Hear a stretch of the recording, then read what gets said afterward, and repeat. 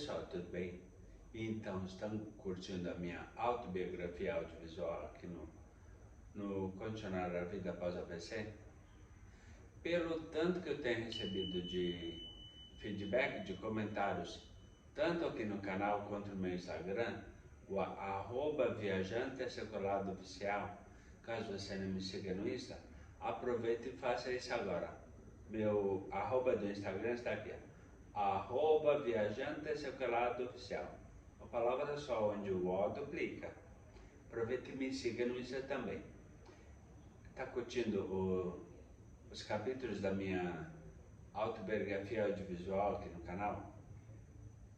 Então deixa seu like, e se você ainda não se inscreveu no canal, inscreva-se, ative o sininho de notificações, e hoje nós teremos o 4º capítulo da minha autobiografia Memórias de um Sobrevivente AVC, AVCI. Então, se está curtindo, deixa o like e fique comigo até o final do vídeo, ok? Fique comigo até o final deste vídeo, que é o vídeo do 4º capítulo da minha autobiografia, ok? Bem, como o terreno onde eu morava lá em Torres era relativamente grande, e devido à construção da casa nova, também de madeira, substituindo aquela que já era bastante antiga, foram aproveitados todos os materiais para construir 2 casas nos fundos, entre a casa e a cozinha, ainda sobrando uma faixa de terreno entre as 2 casas, né? Então, tinha a casa principal onde eu morava, a casa nova, a famosa casa verde, de aberturas brancas, e logo atrás tinha a parte da sala, dos quartos, logo atrás a cozinha, a conexão para o armazém, o botequinho lá, e uma porta de saída ou entrada da cozinha. E dentro o espaço, logo atrás da cozinha, foi construída, aproveitando o material da casa antiga, as madeiras, não é? Foram construídas mais 2 varandas, 2 casinhas. Uma um pouquinho maior atrás, um pouquinho mais grandinha, não é? Maiorzinha.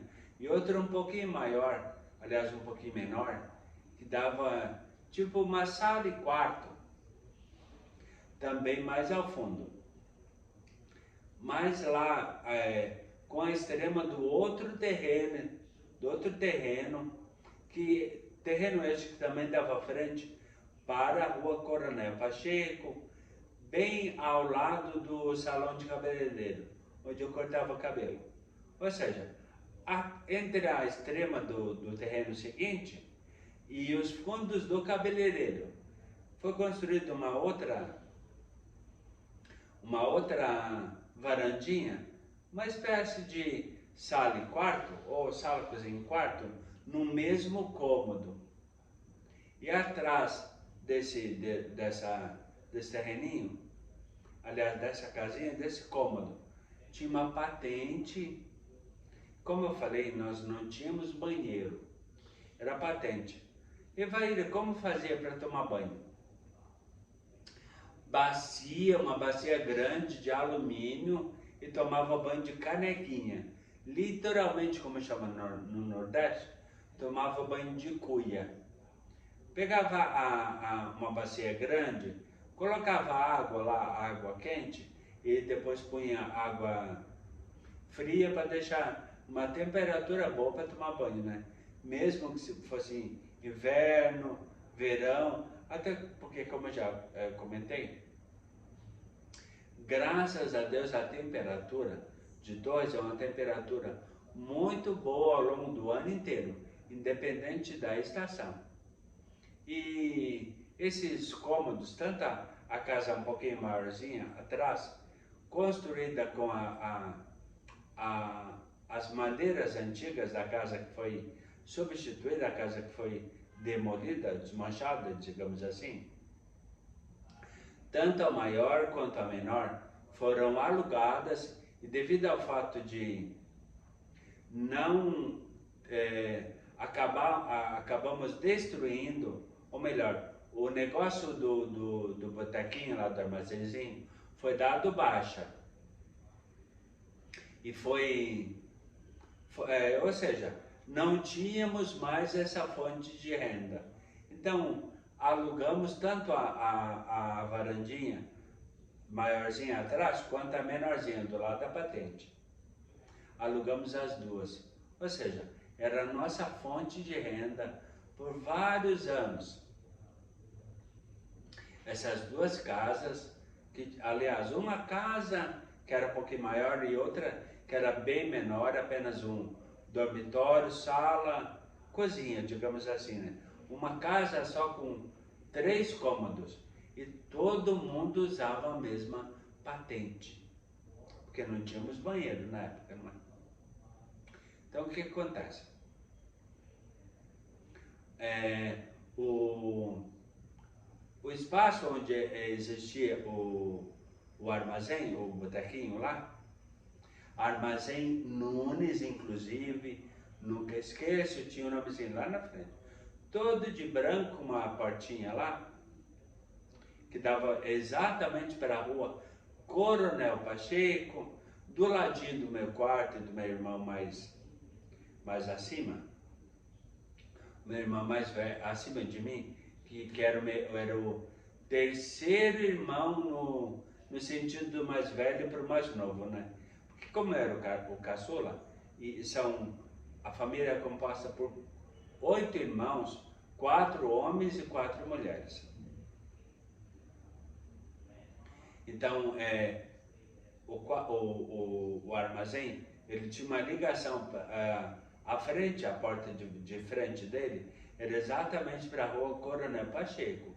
E do lado, do meu lado esquerdo, o contrário da porta de entrada do armazém, existia uma passagem entre o armazém e o meu quarto e do meu irmão acima de mim. Tanto que, normalmente, às vezes, ou eu tinha 2 opções, né? Ou eu saía pela entrada de trás, a entrada principal que ligava a minha casa e o armazém. Eu tinha as 2 opções para entrar na casa, né? Ou ia por lá, por trás, digamos assim, que era a entrada entre o armazém e a cozinha, porque a ligação que tinha era a cozinha e o armazém. Ou então pela frente, tinha o balcão, lógico, né? Balcão de material, de tijolo, azulejo em cima, azulejo colorido. Não tinha aquela portinha lá de madeira, né? O a tábua que levanta, não tinha, era tudo fixo mesmo, tudo de azulejo, de pedra, né? De tijolo, concreto. Então tinha as 2 opções. Ou eu entrava e saía do armazém por essa entradinha que ficava nos fundos do armazém, entre cozinha e a entrada do armazém. Ou então tinha a porta que dava direto para o meu quarto do meu irmão. Aí eu tinha as 2 opções, né? Ou saía por trás ou saía pela frente. Mas houveram muitas mudanças que você vai acompanhar ao longo do vídeo de hoje, que é o 4º vídeo, aliás, o 4º capítulo da minha autobiografia audiovisual. Continue comigo, prestando bastante atenção, porque hoje é um vídeo de muitas transformações, muitas mudanças, ok? Lembra do cabeleireiro que cortou meu cabelo por muitos anos, o esposo da diretora da escolinha que eu estudei no ensino fundamental, desde a 1ª série até a 4ª série. Eu vou falar mais disso em outros vídeos futuros. Mas você lembra do cabeleireiro? Então, devido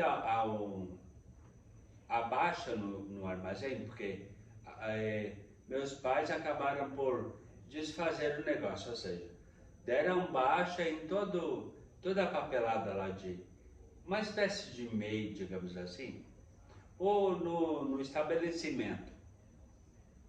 Então meu pai ele fez uma proposta para o cabeleireiro, Luiz. Ele fez uma proposta para o Luiz. Luiz, você quer comprar essa parte do terreno onde funcionava o armazém? E aí você vai ampliar o seu salão também. Como eu percebo que tem uma demanda bastante grande, eu acho que seria de repente legal, porque você iria ter a possibilidade, ó meu pai, passando speech no Luiz, passando a conversa lá, não, ele queria vender aquela parte do terreno que era o antigo armazém Nunes, que ficava exatamente entre a casa e o salão do Luiz. Estão entendendo, não é? Então, tinha a minha casa, o armazenzinho, o armazém e o salão do Luiz, o salão de cabeleireiro. Então, se porventura o Luiz aceitasse a oferta, a proposta, como ficaria a configuração da esquina onde eu morava? Casa, bem na esquina, e logo ao lado, grudadinho lá, o salão de cabeleireiro do Luiz, muito maior, aliás, muito maior não, né? Bem maior, até porque o armazém ele não era grande, ele era pequeno, devia ter o quê? Uns 2 de largura por 3 ou 4 de fundo? Não sei, mais ou menos isso. 2 por 4. Ou seja, aumentaria bastante o salão do Luiz, o salão de cabeleireiro lá, o salão de barbeiro. Meu pai era cliente de lá, eu cortava meu cabelo lá, embora eu fizesse uma birra desde criança para cortar o cabelo, viu? Eu não gostava de cortar o cabelo, muito contrário de hoje, não é? Que gosto mais de ficar de cabelo curto do que naquela época. Mas vocês perceberam que na minha foto que estampa a capa do vídeo, desde do primeiro vídeo contando a minha autobiografia até o de agora, e que irão continuar, porque é a minha única foto de criança daquela época, né? Estou contando ainda histórias da minha infância. Eu não sei se vocês conseguiram perceber que meu cabelo parece um capacete. Sempre vivia com cabelo grande. E era sempre uma birra, olha, eu não queria, nunca gostei de cortar o cabelo. Queria ter o cabelo sempre cheinho, bem alinhadinho, bem penteadinho, com topete. Sempre gostei dessa forma. Já era vaidoso desde aquela época. E a foto está acompanhando os vídeos de capítulos da minha autobiografia desde o primeiro, na verdade. Porque é a única foto que eu tenho daquela época. Mas continua comigo, porque tem mais mudanças ainda pela frente. Ok? Depois de algum tempo de negociação, o Luiz finalmente aceitou a proposta do meu pai e comprou a parte que era a parte do terreno, que era onde estava construído o armazém, para ele aumentar o salão dele. Inclusive, vocês lembram que eu falei em algum dos capítulos que eu e o Gustavo estivemos lá visitando o Luiz, inclusive ele me fez a proposta de sentar na cadeira para reviver os tempos passados. Estão lembrados disso? Comentei num dos vídeos da série, da autobiografia. E eu até inclusive não sentei. Depois eu me arrependi. Imagina, eu podia ter sentado lá na cadeira, tirado uma foto, e aí poderia de repente ter aproveitado para colocar como um pipe a minha foto de eu sentado naquela época. Como eu sempre fui pequenininho, baixinho, não é? Desde daquela época, o Luiz sempre usava uma espécie de um banquinho de madeira. Batia lá a tirar o excesso de pelo do cabelo do corte anterior, limpava a cadeira, tudo, e aí punha uma espécie de um banquinho, uma mesinha, ou sei lá, uma tábua, e colocava exatamente, ó, braço da perna, braço da perna é ótimo, braço da cadeira de cabeleireiro lá dele, aqui, braço aqui, e punha exatamente essa tábua de madeira aqui, para eu sentar na tábua, porque eu era muito baixinho, né? Ficar numa altura boa para ele, porque a cadeira dele naquela época não era dessas mais modernas, que regulam a altura lá com o pedal, não sei o que lá, dá para graduar a altura, né? Não era dessa, era uma cadeira fixa. Estamos falando de época da minha infância, não é verdade? Então, aí eu sentava nessa tábua, e aí então ele cortava o cabelo, e aí aqueles piquezinhos, aquelas pontinhas de cabelo eu acho que iam picando aqui no pescoço, e aí daqui a pouco vinha ele no finalzinho, não tinha a maquininha, né, para tirar o excesso de pelo do pescoço, fazer o acabamento, né, ele fazia de navalha mesmo, e eu sentia medo daquilo. Acho que esse era o trauma que eu tinha por não gostar de cortar o cabelo. Por isso que eu sempre fazia birra na época de cortar. Mas sempre quando estava grande, meu pai falava, ó, vai no Luiz cortar o cabelo. É aqui do lado, minha mãe fazia a mesma coisa. Vai lá no Luiz cortar esse cabelo, você quer lá, e vai ir, vai cortar esse cabelo, e vai ir. Aquela coisa de pai zeloso com o filho caçula, não é verdade? Continue comigo que tem mais informação. Até o final do vídeo, prestando muita atenção. E não esqueça, todos os dias tem vídeos novos falando sobre a minha autobiografia, memórias de um sobrevivente pós-AVC, AVCI.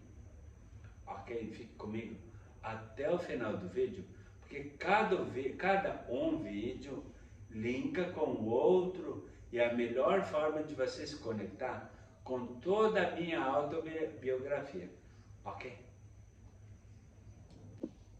E como o armazém não era a nossa única fonte de renda, graças a Deus, meu pai trabalhava na construção civil, então ele tinha os compromissos dele. O armazém, na verdade, era uma renda complementar e que a minha mãe, como era dona de casa, ela acabava tendo o compromisso do armazém. Só que o Luiz acabou aceitando a proposta, comprou lá, negociaram, depois de negociação, acabou aumentando o salão dele. E ficou muito bom, o espaço ficou muito bom. Depois acabou ampliando, as filhas dele, ou uma delas, não, acho que foi só uma delas, que eu conheci desde bebezinha, que estava de vez em quando por lá. Inclusive na minha visita, recentemente, depois da AVC, que estive lá, ela estava lá junto porque estava trabalhando. Está trabalhando junto, a irmã mais velha, está trabalhando junto com o pai, no mesmo salão. Muito legal isso, não é? Então meu pai trabalhava na construção civil e nessa época ele foi contratado para fazer a construção da Companhia Rio Grandense de Telecomunicações, a CRT, que atualmente já não existe mais, porque mudou toda a coisa da telefonia, não é? Não só lá no Rio Grande do Sul, como mudou em São Paulo, como todo o Brasil, acredito eu. Mas ele trabalhava na construção do prédio da CRT, lá em Torres. E como eu já estava eu já tinha uma idade entre 14 anos mais ou menos, já estava com 14 anos, então, e para economizar, lógico, né, para evitar do meu pai comprar comida lá perto, na hora do almoço, e lógico para economizar, né? Minha mãe preparava todos os dias uma viandinha, uma marmita, um bandeco. Como tem várias definições para quentinha no Brasil, por ser muito grande. Por exemplo, no Rio Grande do Sul, conheço por marmita. Aqui conheço como quentinha.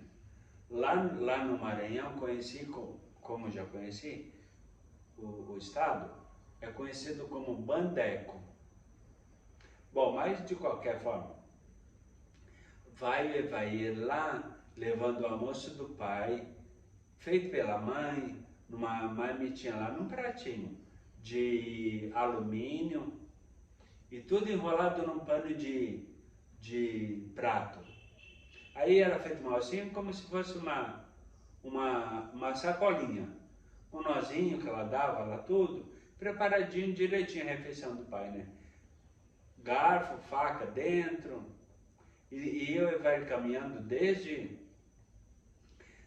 a esquina lá entre Coronel Pacheco, Leonardo Truda, caminhando e passava na frente aliás, quase em frente à escola, dobrava à direita, passava entre a frente da escola e a lateral do Corpo de Bombeiros de Torres, cruzava lá a rua, virava depois à direita, passava na frente do hospital que eu tinha nascido, que eu nasci, Hospital Nossa Senhora dos Navegantes, e andava 2 quarteirões mais até chegar finalmente a CRT e lá se entrar na construção e entregar a marmita para o pai.